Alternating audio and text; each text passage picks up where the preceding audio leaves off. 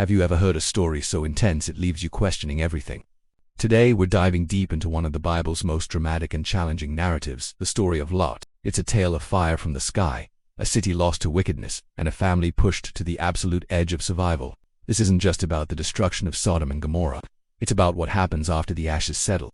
It's a story of fear, desperation, and choices that echo through generations. So, let's journey back in time to uncover the untold story of Lot, a man caught between divine judgment and human frailty. Our story begins in Genesis, where Lot, Abraham's nephew, makes a fateful decision. He chooses to settle in the fertile plains near a city called Sodom. On the surface it seemed like a smart move, a land of opportunity and prosperity, but Sodom was deceptive. Its beauty hid a deep-seated wickedness, a moral decay that had reached a tipping point. Lot, described as a righteous man, was tormented daily by the lawless deeds he witnessed. He was living in a place that was spiritually toxic, and this proximity to sin would have profound consequences, not just for him, but for his entire family. Meanwhile, his uncle Abraham learns of God's plan to destroy the city. In one of the most powerful moments of intercession in the Bible, Abraham pleads with God. He bargains, asking if the city could be spared for the sake of 50 righteous people, then 45, then 40, all the way down to just 10. This conversation reveals God's incredible mercy and patience, his willingness to listen to the prayers of the faithful. Though 10 righteous people couldn't be found, God's grace was not absent. He remembered Abraham and sent 2 angels to rescue Lot and his family before the impending doom. The angels arrive in Sodom and are greeted with hospitality by Lot, a stark contrast to the city's depravity. But that very night, the wickedness of Sodom erupts.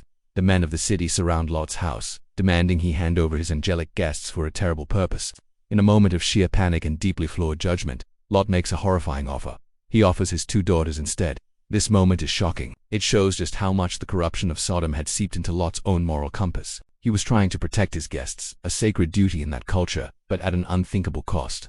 The angels intervene, striking the mob with blindness and making it clear to Lot, "You have to leave, now." As dawn breaks, the angels urge Lot and his family to flee. Escape for your life. Do not look behind you or stop anywhere in the plain. Escape to the hills, lest you be swept away. But Lot hesitates. He actually argues with the angels, pleading to go to a small nearby town instead of the mountains. This hesitation is so human. He's attached to his home, his comforts, and the life he knows, even as it's about to be utterly destroyed. His fear of the unknown seems greater than his fear of God's judgment. This struggle between faith and worldly attachment is a central theme of his story. The angels, demonstrating incredible patience and mercy, literally have to grab his hand, and the hands of his wife and daughters, to physically pull them out of the city. They are given one simple command: don't look back. But as they run, with the sky raining down fire and sulfur behind them, Lot's wife disobeys. She looks back, longing for the life she was leaving behind, a life of sin and familiarity. In an instant, she becomes a pillar of salt, a permanent stark monument to the consequences of a divided heart and disobedience. Her story serves as a powerful warning, one that Jesus himself would later reference, saying, "Remember Lot's wife." It's a call to leave our past behind completely when we choose to follow God's path, without a single nostalgic glance backward. Now, imagine the scene. Lot and his 2 daughters are the sole survivors of this cataclysm. They've lost their home, their community, their mother. They are completely isolated, living in a cave in the mountains, the very place Lot feared. The world as they knew it is gone. This profound isolation and trauma sets the stage for the story's most disturbing chapter. The daughters, seeing no other men, fear that their family line will die out. They believe it's up to them to preserve their father's legacy. In their desperation, they devise a plan born from the twisted logic of survival in a post-apocalyptic world. Their environment in Sodom had likely distorted their understanding of right and wrong. In their minds, the survival of their lineage outweighed all other moral considerations. So, on 2 consecutive nights, they get their father drunk and lie with him. Lot, in his intoxicated state, is unaware of what is happening. From these tragic incestuous unions, 2 sons are born, Moab and Ammon. These sons would become the ancestors of 2 nations, the Moabites and the Ammonites, who would go on to have a long and often contentious history with their relatives, the Israelites. The names themselves are telling.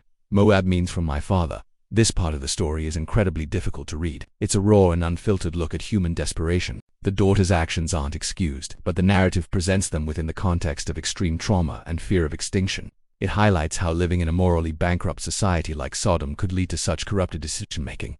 They saw no other way. This isn't a story that offers easy answers or clear heroes. It's a complex, messy reflection of human failure. Lot, the man who started as righteous, ends his story in a cave, compromised and shamed, his legacy forever intertwined with this dark chapter. So, what are we to make of this complex and troubling tale? The story of Lot is a powerful cautionary narrative. It shows the danger of spiritual compromise, the slow creeping influence of a corrupt environment, and how even a righteous person can be worn down by proximity to sin.